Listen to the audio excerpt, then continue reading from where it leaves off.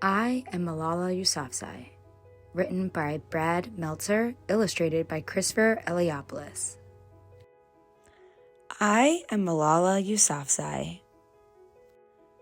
Let me tell you a few interesting things about myself. I'm double-jointed and can bend my fingers all the way back. I'm also really good at arm wrestling my brothers. You made your point, you win! I like cupcakes, but don't like candy, and I hate green peppers and eggplant, but love pizza. Agreed about cupcakes and pizza. Also, my favorite color is pink, and I love styling my hair. I'm a Pashtun, part of a tribe of people from Afghanistan and Pakistan. I'm Muslim, which means Islam is my religion, and I'm committed to peace and helping others. Growing up, I lived in the Swat Valley in northwest Pakistan. It may look different here, but we play many of the same games you like tag and hopscotch. Girls are treated very differently from boys here. If you're a girl, you're expected to get married and walk a few paces behind your husband to show he's in charge. Also, you're expected to cover yourself when you're outside your house. Some women, like my mom, wear a scarf called hijab on their face. Others wear black robes called burqas that cover everything. In my culture, that's the tradition. To me, it seemed uncomfortable and unfair for someone to require you to dress a certain way. In fact, if you were a girl, you weren't even listed on the family tree. When I was born, my father broke with tradition and wrote Malala, the first female name to be listed in 300 years. It was my dad's way of saying that boys and girls should be treated equally. It took more than that to improve things. My mother was smart, funny, and strong, but because of the rules of our society, she was never taught to read. Mama, why didn't anyone teach you? Because girls weren't given the same education as boys.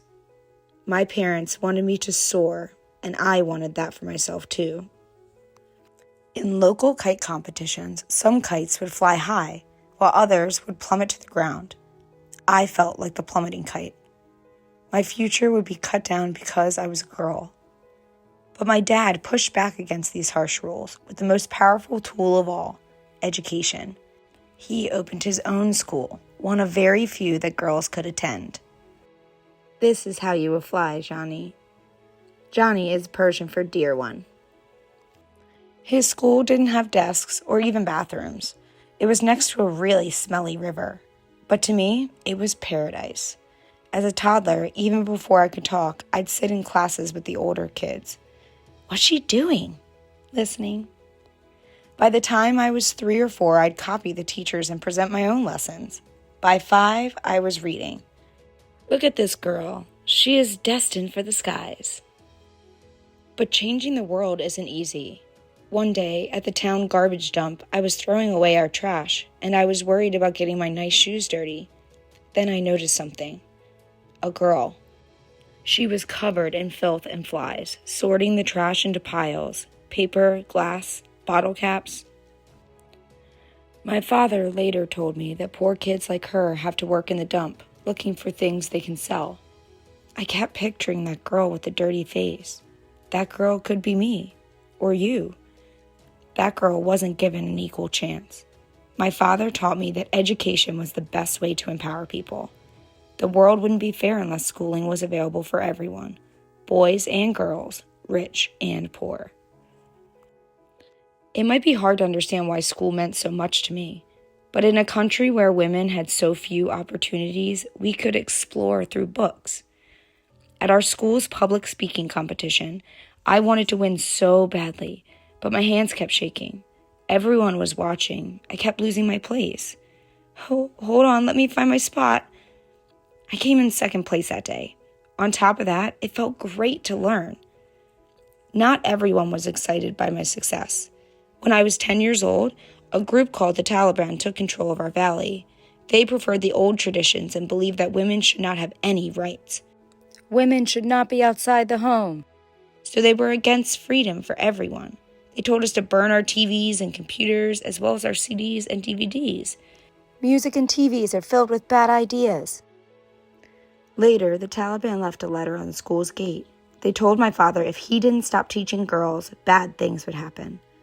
"What will you do, Abba?" "You keep studying, Johnny. I'll protect your dreams." They were threatening my father. Now I was scared. The Taliban treated us like dolls they could control. They wanted girls to be quiet. Instead, my school fought back by holding a rally. It was like my speech competition. My mouth was dry. I was so anxious, but this time, I knew this was my chance to share our message. My words were powerful and proud. It felt like it wasn't just me speaking. My voice was the voice of thousands of girls. "Would you like to say something? We are afraid of no one, and we will continue our education. This is our dream." Later that year, the head of the Taliban announced that girls would no longer be allowed in school. Only a few fought back. Within days, my class of 27 shrank to 10. "They're taking away our future. How can they do this?" A friend of my father asked if any of the older girls would be willing to write about it for an international news organization called the BBC. I was only 11 years old, but I asked my father, "Why not me?" I used a secret identity, the fake name Gul Makai, a heroine from an old Pashtun folktale. My first entry was titled, "I Am Afraid." From there, our story started to spread. "This girl is amazing. You gotta read this." It traveled from Pakistan all the way around the world, people reading about how the Taliban was trying to stop letting girls get an education. To get better at public speaking, I practiced my interviews in the mirror. Soon, I was using my real name, and when the Taliban tried to close our school, I looked right into the camera and said, "They cannot stop me. I will get my education."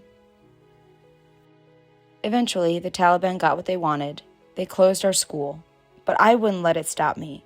I started going to a secret school, hiding my books under my shawl. Most important, I kept telling my story to other students, to adults, even to politicians. I'd like to present you with our first National Youth Peace Prize. Thank you, and now I'd like to present you with our request for a girls' school. This will sound scary, but by the time I was 14, the Taliban threatened to hurt me if I kept speaking out. They didn't like the ideas I was putting into the world. They didn't like that I had power. This is serious, Johnny. I know, Abba. My father told me, if you believe in something greater than yourself, your voice will multiply. I didn't realize how right he was, or how quickly my world was about to change. Eventually, my school reopened, and I was on the bus coming home. It was a normal day. My only worry was about how I did on the exam I just took. Outside, I saw the road filled with life. I remember some of the girls were singing. There was a boy selling ice cream. I was happy. The truth is, I don't remember the attack. My friends told me what happened later. They told me a member of the Taliban climbed on board. "Who is Malala?" I was the only girl whose face was not covered. They told me his hand was shaking as he pulled the trigger. And then, everything went black. 5 days later, I woke up in a hospital in England. I had been badly hurt, shot in the face. My left eye looked different now, but the Taliban made a mistake. They thought their bullets would silence me.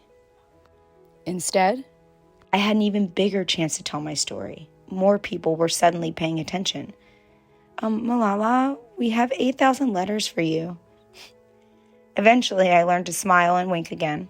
I started doing interviews for TV programs in other countries, and meeting with more leaders who could create real change. If you spent more money on education, the world would be a better place.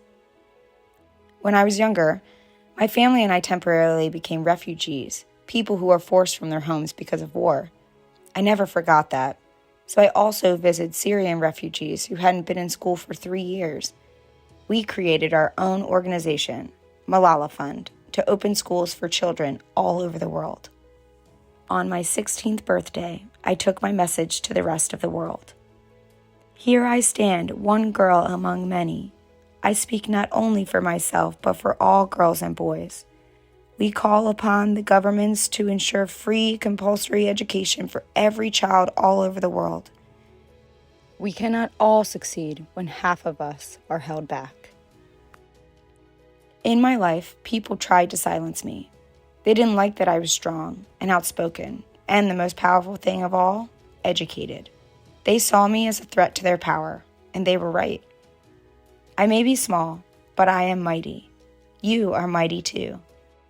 Education scares those who want to control us. Our voices scare them. Equality scares them. But that's how we move the world forward. Reading, learning, thinking, speaking up. These are gifts that are yours to use. And when we join together, we are unstoppable. In 2014, Malala was awarded the Nobel Peace Prize, the youngest person ever to win it. The UN currently counts 80 million people who are forcibly displaced worldwide. Up to 34 million are children. In addition to working with refugees, Malala Fund advocates for 130 million girls around the world who are currently out of school. Join us at malala.org and help change that. I am an ordinary girl whose life was transformed by teachers and learning. There are millions of others who need similar help. That's why I will not be quiet.